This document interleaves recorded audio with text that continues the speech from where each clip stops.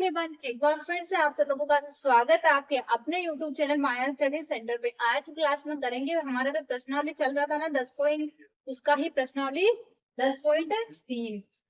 जो चैप्टर था 10 उसका प्रश्नावली 10.3। ओके, सबसे पहले हमें पता है, मेरे ख्याल से आप सब लोगों को पता है, हम ऑलरेडी पढ़ चुके हैं 10.1 जब करे थे, जब उसका परिचय पाठ करे थे, जब कि क्षेत्रफल होता क्या है। तो हमारी इस प्रश्नावली में आज वही है, हमें आयत का क्षेत्रफल और वर्ग के क्षेत्रफल पे डिपेंडेंट क्वेश्चन ही निकालने। जो भी क्वेश्चन रहेंगे ना उसमें कहीं में तो वर्ग का क्षेत्रफल पूछा जाएगा और कहीं में आयत का क्षेत्रफल पूछा जाएगा। तो मैंने आपको ऑलरेडी बता दिया कि क्षेत्रफल होता क्या है। कोई भी बंद आकृति होती है वो अंदर से जितना भाग घेरती है ना, तो वही उसका क्या होता है, क्षेत्रफल। कोई भी बंद आकृति होती है, जैसे मान लो ये वर्ग है, ये बंद आकृति अंदर से जो भी भाग घेरेगी वो क्या उसका क्षेत्रफल है।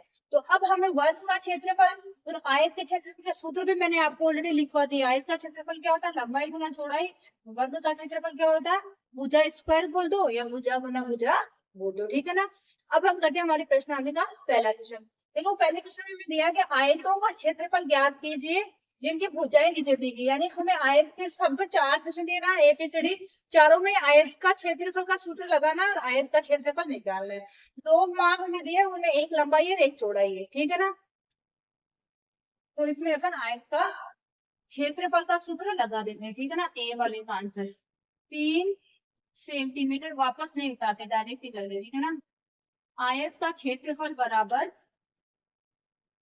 बराबर, देखो क्षेत्रफल तो उसको अपन से लिखे बिंदु लगाओगे तो भी क्षेत्रफल ही माना जाएगा। लंबाई गुना चौड़ाई, लंबाई को ल लिखे डॉट लगा दो, चौड़ाई को चो लिखे डॉट लगा दो, ठीक है। अब आयत का क्षेत्रफल का सूत्र होता है लंबाई गुना चौड़ाई। तो लंबाई तो क्या थी, अब लंबाई चौड़ाई हमें बताया नहीं क्या कौन सी लंबाई कौन सी चौड़ाई है, तो हम क्या लिखेंगे 3 गुना 4 या 4 गुना 3, क्योंकि आयत लंबा ज्यादा होता है चौड़ा कम होता है, तो हम क्या लिख देंगे 4 3 12। किसमें, देखो सेंटीमीटर में है। तो जब भी क्षेत्रफल आता है तो हमेशा क्या होता है, सेंटीमीटर का क्या हो जाएगा वर्ग सेंटीमीटर, मीटर का वर्ग मीटर, किलोमीटर का वर्ग किलोमीटर। जो भी जब भी क्षेत्रफल आता है तो वर्ग के साथ में आएगा, ठीक है ना। क्या हो जाएगा 12 वर्ग सेंटीमीटर, ठीक है। क्लियर है सभी को। अब बी वाला देखो,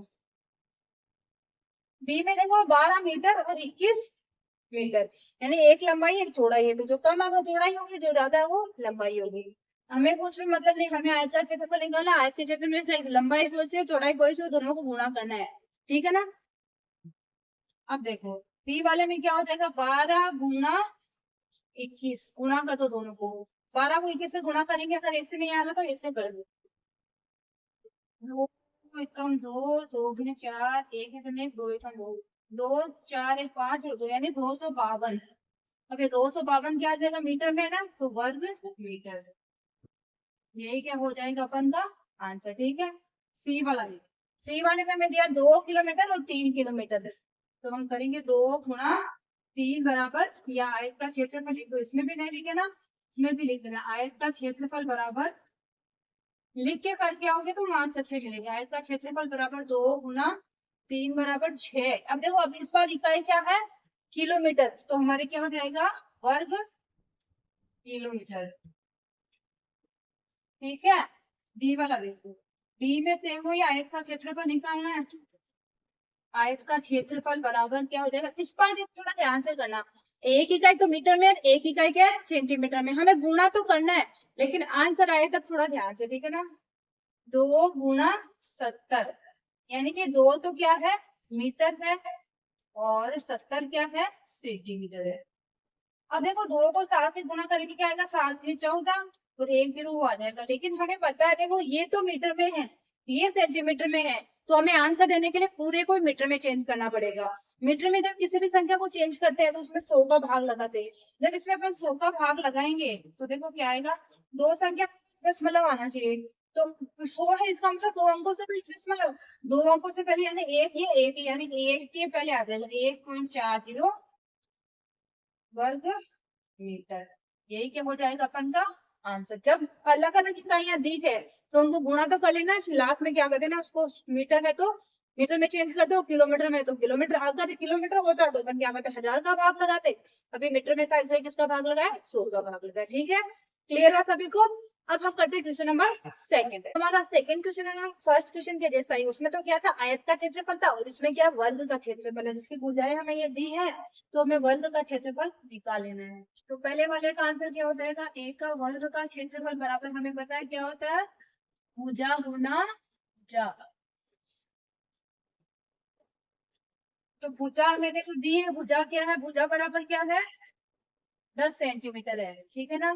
अब सूत्र क्या हो जाएगा, वर्ग का क्षेत्रफल बराबर, सूत्र में रख लेंगे तो भुजा गुना भुजा, यानी जो एक भुजा थी ना उसको 2 बार गुणा कर देना, 10 को 10 से गुणा करने से क्या आता है 100 आता है। अब मैंने आपको क्या बोला था कि क्षेत्रफल निकालते हैं तो जो हमारी इकाई है ना मीटर सेंटीमीटर जो भी है वो क्या हो जाती है वर्ग सेंटीमीटर, सेंटीमीटर तो क्या हो जाएगी वर्ग सेंटीमीटर, ठीक है ना। इस प्रकार अपन को ध्यान में रखना। ओके, बी वाला देखो, बी वाले में क्या 14 सेंटीमीटर है, इस बार भुजा क्या है 14 सेंटीमीटर है, भुजा बराबर क्या है 14 सेंटीमीटर के। वर्ग का क्षेत्रफल बराबर भुजा गुना भुजा, ठीक है। वर्ग का क्षेत्रफल यहाँ आ जाएगा भुजा यानी 14 गुना 14, 14 को 14 से गुना करते तो क्या था 196, 196। अब क्या सेंटीमीटर में ही है तो ये भी क्या हो जाएगा वर्ग सेंटीमीटर, ये क्या हो जाएगा अपन का आंसर। ओके, क्लास अच्छी लगती है तो क्लास को लाइक करते रहना और अपने दोस्तों के साथ भी इस वीडियो को शेयर कर दो, और अभी तक आपने हमारे चैनल को सब्सक्राइब नहीं किया तो प्लीज सब्सक्राइब भी जरूर कर लीजिए। सी वाला देखो, सी में क्या है 5 मीटर है, इस बार वही है सूत्र, तो भुजा बराबर क्या है 5 मीटर, वर्ग का क्षेत्रफल बराबर भुजा गुना भुजा, भुजा 5 गुना 5 बराबर 5 25 मीटर में है ना तो वर्ग मीटर, यही क्या हो जाएंगे अपन के आंसर। बहुत आसान आसान से केवल आयत के क्षेत्रफल का और वर्ग के क्षेत्रफल का सूत्र जरूर याद कर लेना, जो क्षेत्र मिति है ना वो सूत्रों के बिना आपका काम नहीं चलेगा। इसमें आयत का वर्ग का परिमाप और क्षेत्रफल दोगे तो है सूत्र, ये एकदम आसानी से याद भी हो जाते हैं, हमें याद करने भी है, ठीक है ना। अब हम करते हैं क्वेश्चन नंबर थर्ड। देखो क्वेश्चन नंबर थर्ड, जिसमें हमें क्या दिया 3 आयत दिए, यानी 3 आयतों की अलग अलग भुजाएं दी है। विमाओं का मतलब क्या, उनकी भुजाएं यानी लंबाई और चौड़ाई दी है। हमें क्या करना है इन तीनों का अलग अलग क्या निकालना है क्षेत्रफल निकालना है, वो बताना कि किसका क्षेत्रफल तो सबसे ज्यादा है और किसका क्षेत्रफल सबसे कम है। तो हम एक एक करके इनका क्षेत्रफल निकालेंगे। पहले वाले का देखो यहाँ पे निकाल देते हैं, आयत का क्षेत्रफल बराबर, क्षेत्रफल बराबर क्या हो जाएगा लंबाई गुना चौड़ाई। अब लंबाई क्या हमारी जो भी है 9 गुणा 6 हो जाएगा 54 हो जाएगा, 9 6 54, क्षेत्रफल है तो क्या हो जाएगा वर्ग मीटर, ठीक है। जैसे दूसरे का निकालो, बी वाले का क्या हो जाएगा वही आयत का क्षेत्रफल बराबर बराबर लंबाई गुना में चौड़ाई, लंबाई चौड़ाई क्या 3 गुना 17, 17 चौके 17 51, ये भी मीटर में तो क्या होता है वर्ग मीटर। पहले तीनों के निकालो फिर अपन कंपैरिजन करेंगे किसका कम है किसका ज्यादा है। तीसरे का क्या आयत का क्षेत्रफल बराबर लंबाई क्या है 4, जो भी है लंबाई में नहीं है वो नहीं है, लंबाई है चौड़ाई की हमें दिया नहीं, लंबाई कौन से चौड़ाई कौन से है, तो 4 गुना 14 बराबर 14 चौकी 56 वर्ग मीटर। अब आप इनके आंसर देखो, देख के बोलो कि सबसे ज्यादा किसका है। देखो सबसे अधिक क्षेत्रफल किसका है सी वाले का, तो यहीं पे लिख दो सबसे अधिक क्षेत्रफल, अधिक क्षेत्रफल, ठीक है ना।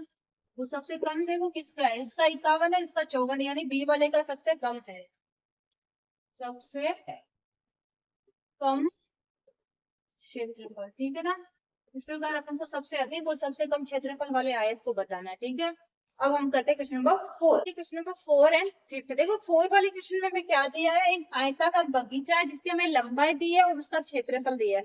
देखो जब भी इस प्रकार के क्वेश्चन आए जिसमें आपको परिमाप दे दिया या फिर वर्ग दे क्षेत्रफल दे दिया, मान लो परिमाप या क्षेत्रफल में कुछ भी दिया है और लंबाई या चौड़ाई में से एक चीज दी है तो अपन वो दूसरी चीज आसानी से निकाल सकते हैं। इसमें भी हमें वही क्वेश्चन दिया है, हमें लंबाई दी है और उसका क्षेत्रफल दे दिया बगीचे का, तो हम आसानी से चौड़ाई निकाल सकते हैं। और ये जो अब स्टार्ट है ना क्वेश्चन थर्ड, ये फोर्थ, ये सब क्वेश्चन क्या अच्छे एग्जाम में आने लायक क्वेश्चन है।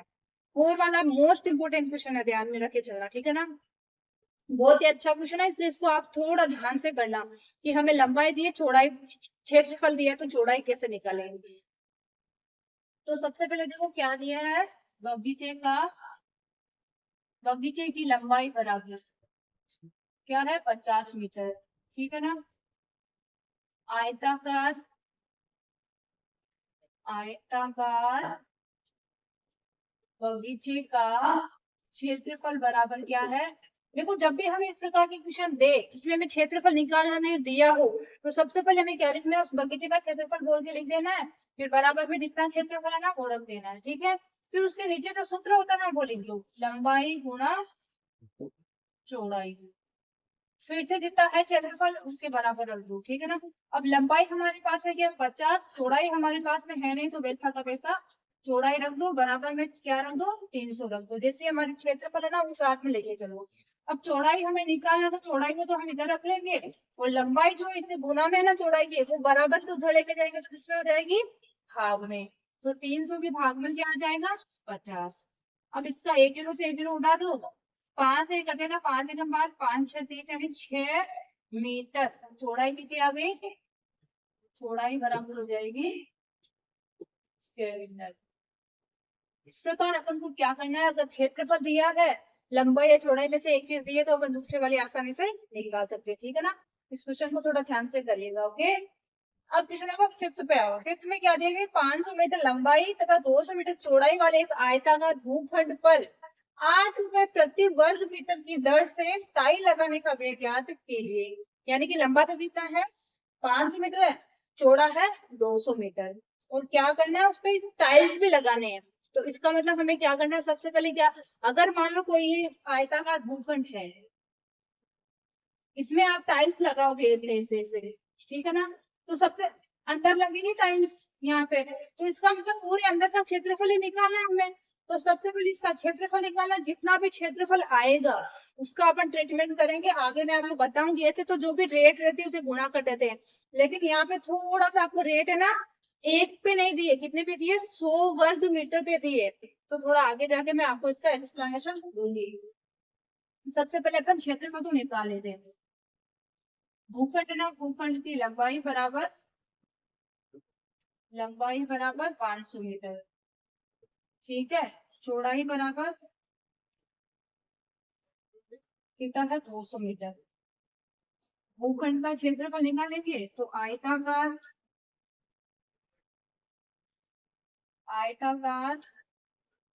भूखंड का क्षेत्रफल बराबर लंबाई गुना चौड़ाई।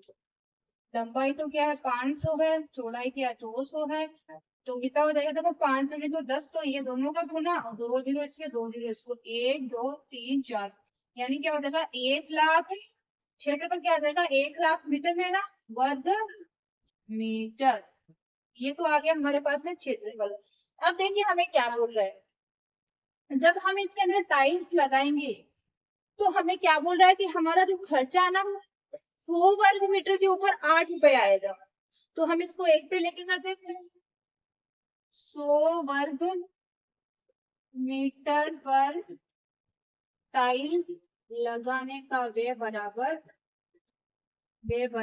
8 रुपए, ठीक है। अब इसको एक पे कर लो, 1 वर्ग मीटर पर टाइल लगाने का व्यय बराबर 8 बटा में क्या आ जाएगा 100, एक पे निकालेंगे, इसका मतलब क्या हो जाएगा, ये भाई 100 रुपए का है, कोई भी चीज मान लो ये 100 के रेट का है, अब एक पे निकाला मतलब 100 का भाग लगाएंगे तो एक पे आ जाएगा। इसी प्रकार अपन को निकालेंगे इसका 1 लाख का, 1 लाख वर्ग मीटर पर टाइल लगाने का व्यय बराबर, अब 1 लाख का निकाल गुणा करना होगा 1 लाख से, 2 3 4 5 जो कट रहा है हमको काट दो, 2 से 2 से कटोगे बच गया 8 गुना में 1000, यानी कितना आ जाएगा 8000 रुपए। अब देखिए मुझे पता है आप लोगों को यहाँ पे कुछ भी समझ में नहीं आया, चलिए मैं आपको वापस बता दूं। जब भी हमें इस प्रकार दे दिया जाए कि हमें रेट दिए ना वो 1 वर्ग मीटर की नहीं दी, 1 वर्ग मीटर का अगर 8 रुपया होता, जब तो हमारे आया था 1 लाख वर्ग मीटर, उसको 8 से गुना कर दिया जाता 8 लाख रुपए, लेकिन हमें जो रेट दिया वो दिया है 100 वर्ग मीटर। तो हमें क्या करना पड़ेगा, जो हमारी वर्ग मीटर आएगा यानी क्षेत्रफल आएगा टोटल, उसको क्या करना पड़ेगा, एक पे लाना पड़ेगा। एक पे लाएंगे तो जो ये खर्चा है ना, उसको अपन को क्या करना पड़ेगा, चेंज करना पड़ेगा। तो ऐसे जब मान लो आपके पास में कोई भी वस्तु है 50 रुपए की है, या 5 पेंसिलें हैं, उनका मूल्य कितना है 50 रुपए। अब आपको कोई पूछ ले कि एक पेंसिल का मूल्य बताओ, तो आप क्या करोगे, 50 में 5 का भाग लगाओगे तो एक पेंसिल का कितना आएगा, 10 रुपया।